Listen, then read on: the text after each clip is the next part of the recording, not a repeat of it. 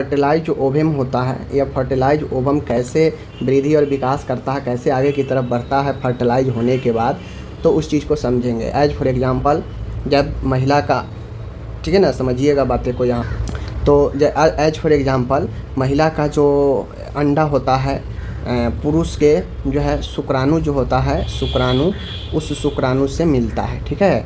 तो निषेचन हो गया। अब उस निषेचन होने के बाद आपको पता है कि धीरे धीरे वो बच्चा के रूप में परिवर्तित होता है। तो कैसे वो भ्रूण निषेचन के बाद भ्रूण में परिवर्तित होता है, कैसे वृद्धि विकास होता है, इस चीज़ को आज हम लोग समझेंगे। तो देखिए, पहला तो होता है निषेचन। पहला जो भी चीज़ होते हैं वो निषेचन होता है। तो निषेचन जो होता है, फर्टिलाइजेशन, आपका पता है कि यह प्रक्रिया तब होती है जब पुरुष के शुक्राणु, पुरुष का स्पर्म महिला के अंडाणु से मिलता है। मिलता कहाँ पे है? तो आपको पता है फैलोपियन ट्यूब में। निषेचन फैलोपियन ट्यूब में ही होता है ना। तो फैलोपियन ट्यूब में मिलता है, दोनों आपस में, स्पर्म और महिला के अंडा आपस में मिलता है, और वहाँ पे मिलने के बाद जो है फर्टिलाइज हो जाता है, निषेचित हो जाता है, दोनों आपस में मिल जाता है, ठीक है। यह प्रक्रिया आमतौर पर फैलोपियन ट्यूब में होता है, अभी मैंने बताया।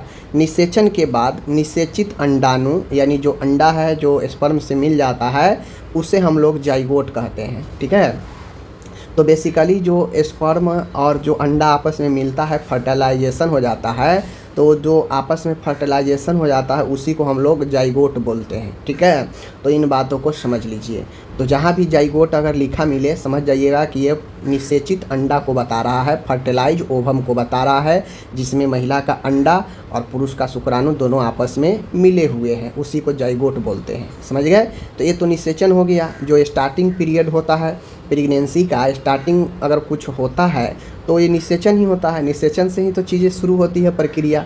बात समझ गए ना। तो ये बेसिक चीज़ है, निषेचन मैंने बता दिया, ठीक है। अब जब निषेचन हो गया है तो प्रोसेस आगे बढ़ते रहता है, तभी तो 9 महीना में पूरा बच्चा पूर्ण रूप से जन्म लेता है। तो जैसे ही निषेचन कन्फर्म हो जाता है, फर्टिलाइजेशन, तो उसके बाद जो है धीरे धीरे ये अब आगे की तरफ बढ़ता है। तो आपको पता है दूसरा जो होता है विभाजन करता है, ठीक है ना। पहले तो निषेचन होता है, दूसरा प्रोसेस जो होता है आगे बढ़ने के, वो क्लेवेज होता है, विभाजन करना। विभाजन करने का मतलब क्या है कि जो जाइगोट बना है वो तेज़ी से कोशिका विभाजन करने लगते हैं। मीन्स कहने का मतलब है कि जो निषेचित अंडा है, जो निषेचन हुआ है, अब आगे वो विभाजन का काम करता है, ठीक है। जैसे मान गए ये आपका प्रोडक्ट है, ठीक है। पहले ये अंडा था और ये शुक्राणु था, ठीक है, ये शुक्राणु था। अब आपस में दोनों मिल गया, तो दोनों मिलकर एक अंडा की तरह बन गया, मिल गया, मिक्स हो गया। अब ये मिक्स हो गया ना, तो आपस में यह क्या हो गया? जाइगोट हो गया। ये जाइगोट है। अब ये जाइगोट आगे चलकर काफ़ी विभाजन करने लगता है, डिवीज़न करने लगता है, ठीक है। और ये विभाजन मिटोसिस, ठीक है ना, माइटोसिस के द्वारा होता है। आप लोग पढ़े हैं ना कोशिका विभाजन, माइटोसिस, मिसोसिस पढ़े हैं ना। तो ये माइटोसिस जो होता है, आप लोग को मैं बता दूं, ये जो विभाजन होता है जाइगोट का, ये माइटोसिस के द्वारा होता है, ठीक है। यह कोशिकाएं ब्लास्टोमेरी कहलाती है। ये कोशिकाएं जो विभाजन होता है और प्रथम विभाजन से जो कोशिकाएं अलग होकर जो अन्य कोशिकाएं मिलकर बनता है, उसे ब्लास्टोमेयर्स कहते हैं, ब्लास्टोमेयर कहलाता है, ठीक है। यानी निषेचन हो गया, निषेचन के बाद ये जाइगोट बना। ये जाइगोट जो है आपस में विभाजन करने लगता है, ठीक है। अब विभाजन करके जो है क्या करता है, ये विभाजन की प्रक्रिया माइटोसिस के द्वारा होता है। अब ये जो विभाजन होता है जाइगोट का, यह कौन से कोशिकाएं कहलाती है? इसे ब्लास्टोमियर्स कहते हैं। तो ब्लास्टोमियर्स जो होता है, यह जाइगोट के विभाजन के कोशिकाओं को हम लोग ब्लास्टोमियर्स बोलते हैं, ठीक है। तो पहला जो विभाजन वाला कोशिका है ब्लास्टोमियर्स, याद रखिएगा। अब आगे आता है तीसरा है मोरुला चरण होता है। मोरुला लगभग 3 से 4 दिन बाद जाइगोट एक ठोस गेंद की तरह बन जाता है, जिसे मोरुला कहते हैं। देखिए, निषेचन होता है, निषेचन के बाद दोनों आपस में मिलता है, विभाजन करता है, और विभाजन कर के अन्य कोशिकाएं सब, अब देखिए विभाजन कहने का मतलब क्या है, जैसे ये एक कोशिका है, ठीक है, निषेचन हो गया एक कोशिका। अब एक कोशिका ये अपने जैसे अलग अलग कोशिकाओं में विभाजित होता है, ठीक है, विभाजित होता है माइटोसिस के द्वारा। तो ये अलग अलग कोशिकाओं में विभाजित होता है, तो सब जो है एक गुण, एक समान संरचना वाला होता है, तो सब एक जगह मिल जाता है, ठीक है। और एक जगह मिलकर एक ठोस गेंद की तरह संरचना बना लेता है, जिसे हम लोग मोरुला कहते हैं। और यह कब होता है? निषेचन के 3 से 4 दिन बाद जाइगोट जो है वह मोरुला का रूप लेता है, एक ठोस गेंद की तरह रूप लेता है।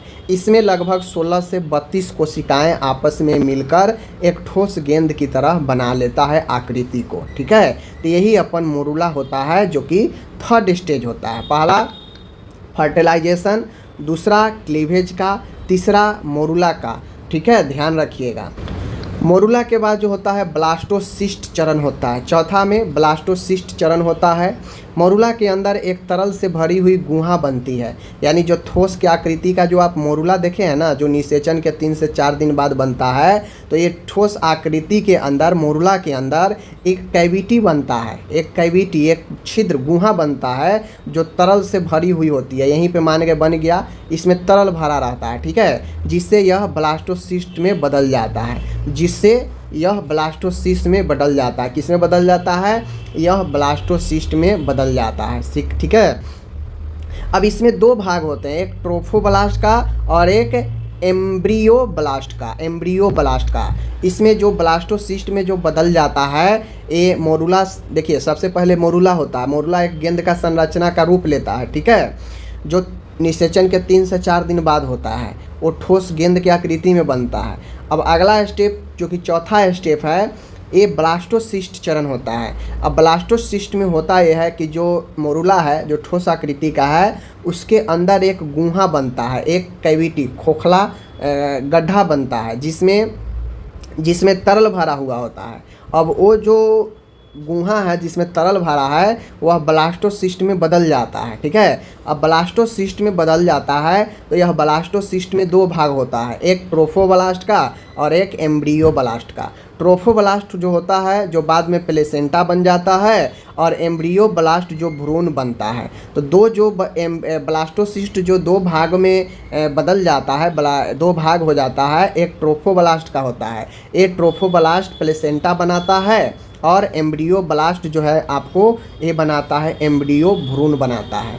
ठीक है, आप लोग देखते होइएगा कि माँ के गर्भाशय के अंदर, माँ के गर्भाशय से लगा हुआ प्लेसेंटा, अपरा होता है। ठीक है, और इस नली के द्वारा भ्रूण जो है जुड़ा हुआ होता है। बात समझ गए ना? तो ये जो भ्रूण बनता है एम्ब्रियोब्लास्ट से और ट्रोफोब्लास्ट से, ये प्लेसेंटा बनता है। बात समझ गए? दोनों का अलग अलग संरचना होता है। तो अभी तक क्या समझे? अभी तक यही समझे, पहला निषेचन होता है, उसके बाद अलग अलग विभाजन होता है, और विभाजन होने के बाद मोरुला बनता है, एक ठोस गेंद की आकृति का मोरुला बनता है।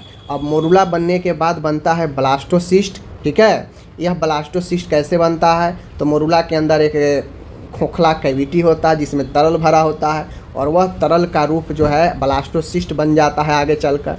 अब ये जो एक ब्लास्टोसिस्ट बन जाता है, तो चूंकि वह पूरा एक गेंद के समान है, उस ब्लास्टोसिस्ट में 2 संरचना अंदर से बन जाता है।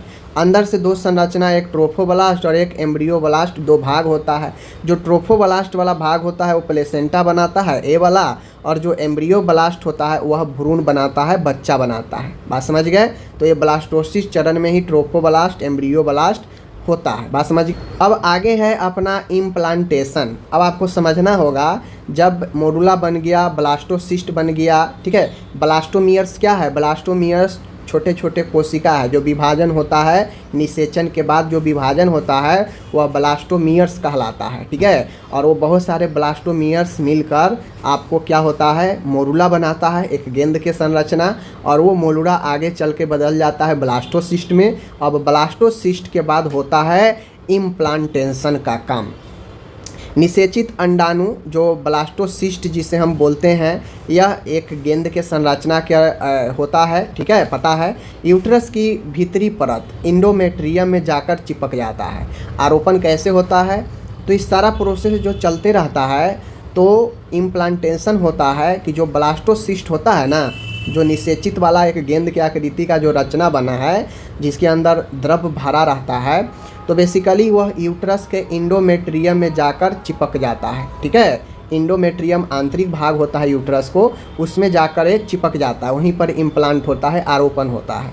यह प्रक्रिया निषेचन के 6 से 10 दिन बाद होता है। नॉर्मली 6 से 8 दिन जो है हम लोग देखते हैं कि नॉर्मली आरोपण का काम 6 से 8 दिन के बाद होता है निषेचन का, ठीक है। तो ये 5वां स्टेप आरोपण का होता है। उम्मीद है समझ गए होंगे। ओके, आगे है यहाँ पे भ्रूण का विकास। अब आगे होता है, अब जब आरोपित हो जाता है ना, अब यूट्रस में आरोपित हो जाता है, तो अब उसके बाद जो है धीरे धीरे उसमें विकास होने का काम शुरू हो जाता है। अभी तक जो सिर्फ एक गेंद के संरचना में आरोपित हुआ है, अब धीरे धीरे उसमें जो है निर्माण होने लगता है, अलग अलग बॉडी पार्ट का उसमें विकास होने लगता है। जैसे भ्रूण के विकास में एम्ब्रियो डेवलपमेंट में 1 से 4 सप्ताह यानी पहले 1 महीना में न्यूरल ट्यूब यानी मस्तिष्क और रीढ़ की हड्डी की शुरुआत बनती है। यानी न्यूरल ट्यूब जिसमें मस्तिष्क और रीढ़ की हड्डी की शुरुआत बनती है। दिल धड़कना शुरू होता है लगभग 21 से 28 दिन में, समझ गए ना।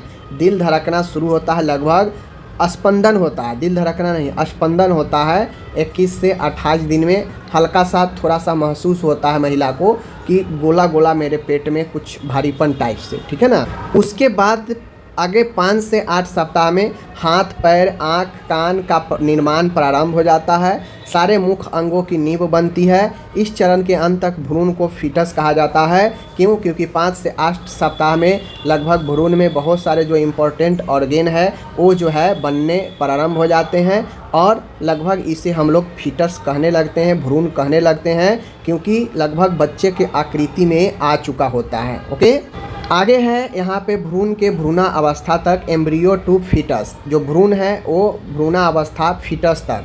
9वें सप्ताह से शिशु को भ्रूण कहा जाता है, फीटस कहा जाता है।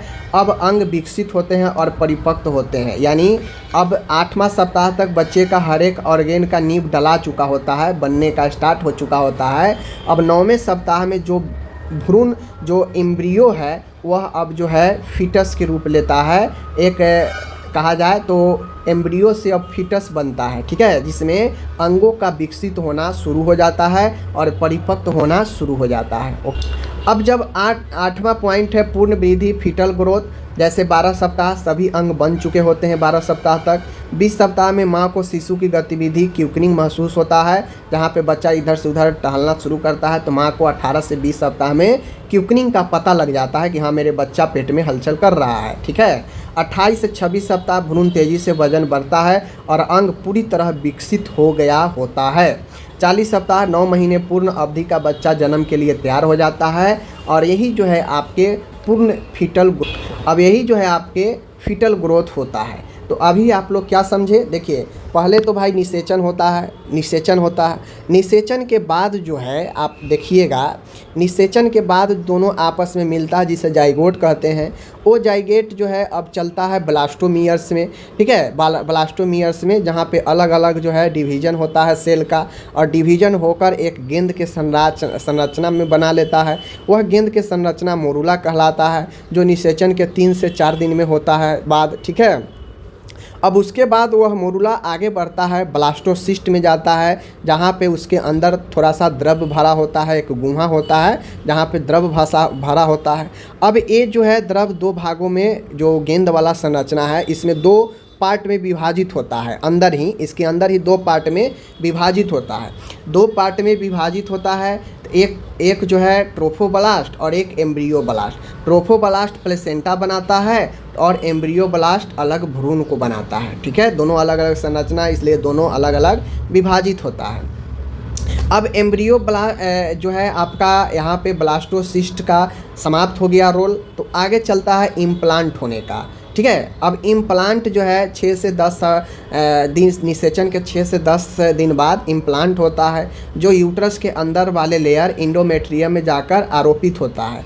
अब वहाँ पे आरोपित होने के बाद जो गेंद के समान संरचना है, धीरे धीरे वो अब जो है अपना रूप लेने लगता है, उसमें स्ट्रक्चर का निर्माण होने लगता है। जो प्रथम एक से लेकर 4 सप्ताह में जो थोड़ा बहुत संरचना होता है वह आगे शेप लेता है भ्रूण के रूप में। फिर आगे चलकर उसमें जो है पीढ़ी सप्ताह बाई सप्ताह जो है क्या होता है, वृद्धि, उसमें स्ट्रक्चर बनना, सारा काम शुरू होता है। नॉर्मली 12 सप्ताह तक सारे जो ऑर्गेन होते हैं वह बन चुके होते हैं भ्रूण का, बच्चा का। 20 सप्ताह में पहला हृदय धड़कन महसूस होता है माँ को, जिसे क्विकनिंग बोलते हैं। 28 से 36 सप्ताह में वजन बढ़ना काफ़ी तेज़ी से बच्चा का शुरू होता है।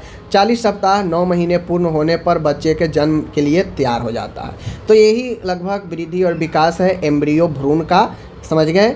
अब यहाँ पे जो भी आप पढ़े हैं उसका कुछ इम्पोर्टेंट पॉइंट है, जैसे पूरे गर्भकाल, जिसे जेस्टेशनल पीरियड कहते हैं। पूरे गर्भकाल के पीरियड को हम लोग जेस्टेशनल पीरियड बोलते हैं। इसकी अवधि 240 दिन या 9 महीने का 280 दिन या 9 महीने का होता है। तो ऑब्जेक्टिव में आपसे पूछेगा कि पूरे गर्भ अवस्था का अवधि कितना होता है, तो 280 दिन या 9 महीने। भ्रूण की रक्षा के लिए एमनियोटिक द्रव जो है उस यूट्रस के चारों साइड जो है द्रव भरा होता है, जिसे एमनियोटिक द्रव कहते हैं, जो बच्चा को सुरक्षा, पोषण सब चीज़ देता है। गर्माहट महसूस, तापमान नियंत्रण करना, एमनियोटिक फ्लूइड का बहुत बड़ा रोल होता है। आगे है भ्रूण को पोषण और ऑक्सीजन प्लेसेंटा से मिलती है। जो यूट्रस से अटैच प्लेसेंटा होता है, वह प्लेसेंटा नाल के द्वारा बच्चे को पोषण और ऑक्सीजन मिलता है, जो माँ से प्राप्त करता है भ्रूण। ठीक है, तो ये आपका जो है।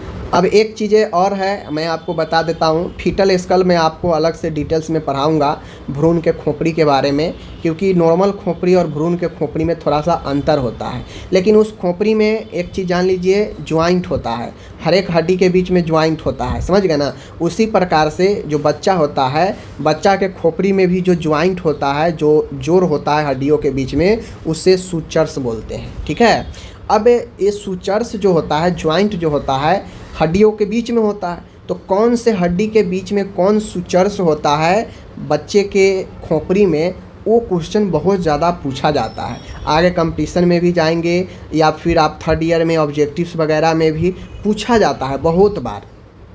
तो वो जो है हम लोग सूचर्स को आज हम लोग देखते हैं। इधर है सूचर्स और इधर है विवरण। देख लीजिए, सूचर्स मतलब संधि, ज्वाइंट, जो नॉर्मल हड्डियों को हड्डियों के बीच में जो जोड़ होता है उसे ज्वाइंट बोलते हैं ना, संधि। तो बच्चे के खोपड़ी में जो ज्वाइंट होता है हड्डियों के बीच में, दरार जो होता है, उससे हम लोग सूचर्स बोलते हैं। ठीक है, याद रखिएगा। चलिए देखिए, बच्चे में ये सारे सूचर्स है, और ये हड्डियों के कौन सा सूचर्स किन हड्डियों के बीच में होता है, 4 बार दिमाग में देखिएगा, याद हो जाएगा। जैसे सेजाइटल सूचर्स किन 2 हड्डियों के बीच में होता है, आपसे पूछेगा। तो सेजाइटल सूचर्स 2 पेराइटल हड्डियों के बीच में होता है। अब ये पेराइटल हड्डी कहाँ पे, किस भाग में होता है, खोपड़ी में, वो जब मैं खोपड़ी पढ़ाऊँगा तो आपको पता चलेगा। फिलहाल सूचर्स के बारे में जान लीजिए कि सेजाइटल सूचर्स 2 पेराइटल हड्डियों के बीच में होता है। ठीक है, सेजाइटल सूचर्स 2 पेराइटल हड्डियों के बीच में होता है, इतना समझ लीजिए। आगे है क्रोनल सूचर्स फ्रंटल और पेराइटल के बीच में होता है, इतना ध्यान दीजिए। क्रोनल सूचर्स अगर आपसे ऑब्जेक्टिव में भी पूछ लेगा कि किन 2 हड्डियों के बीच में होता है, तो फ्रंटल और पेराइटल, या आपसे दे देगा फ्रंटल और पेराइटल के बीच में कौन सा सूचर्स होता है, तो क्रोनल होता है। ठीक है, फ्रंटल सामने वाला होता है, ललाट वाला, पेराइटल के बीच क्रोनल पाया जाता है। और सिर्फ दोनों पेराइटल के बीच पूछेगा तो सेजाइटल, बस। ठीक है, आगे देखिए, आगे यहाँ पे है पेराइटल और ऑसिपिटल हड्डी के बीच में जो सूचर्स है उसे लैम्बडॉइड बोलते हैं। क्या बोलते हैं, लैम्बडॉइड बोलते हैं। लैम्बडॉइड जो होता है पेराइटल और ऑसिपिटल, पीओ के बीच में एल होता है, पीओ के बीच में लैम्बडॉइड होता है, याद रखिएगा। P for parietal, O for occipital, और पीओ के बीच में लैम्बडॉइड। ठीक है, आगे है 2 फ्रंटल हड्डी के 2 हिस्सों के बीच फ्रंटल मेटोपिक पाया जाता है। मेटोपिक सूचर्स कहिए या फ्रंटल सूचर्स कहिए, यह 2 फ्रंटल हड्डियों के बीच में ही पाया जाता है, समझ गए। तो 2 तो आसान है याद करना। 2 पेराइटल के बीच कहेगा तो सेजाइटल, 2 फ्रंटल के बीच कहेगा तो फ्रंटल या मेटोपिक। लेकिन बचा 2, तो पीओ हमने बता ही दिया कि पीओ होगा तो लैम्बडॉइड लिख दीजिएगा, और बच गया आपका फ्रंटल और पेराइटल के बीच, तो वो हो जाएगा क्रोनल सूचर्स। तो याद रख लीजिए, बहुत ही अच्छा है, पूछता है। कन्फ्यूजन भी लोग बहुत होते हैं यहाँ से, तो कन्फ्यूजन नहीं होना है। सीधा 2 पेराइटल का पूछे तो सेजाइटल। देखिए, पेराइटल सेजाइटल, पेराइटल सेजाइटल, नाम दोनों का लगभग सेम लग रहा है ना, पेराइटल से सेजाइटल। तो दो पेराइटल के बीच पूछेगा तो आंख बंद करके सेजाइटल, दो फ्रंटल के बीच पूछेगा तो फ्रंटल, इसी को मेटोपिक कहते हैं। बात खत्म। अभी मैंने बता दिया कि पीओ पेराइटल और ऑसिपिटल, पीओ और पीओ पूछेगा तो लंबेडॉइड, ठीक है। और रह गया एक फ्रंटल और पेराइटल, फ्रंटल और पेराइटल दोनों के बीच में टल है तो यहाँ भी नल है भाई, नल है टल है, टल है तो नल है, फ्रंटल पेराइटल कोरोनल, समझ गए। चल, तो जो मैंने आपको बताया समझाया, उम्मीद है आप ज़रूर समझे होंगे, आपको समझ में आनी चाहिए ये सारी चीज़ें। बाकी हम लोग मिलते हैं आपसे अगले वीडियो में, अपना ख्याल रखिएगा, धन्यवाद।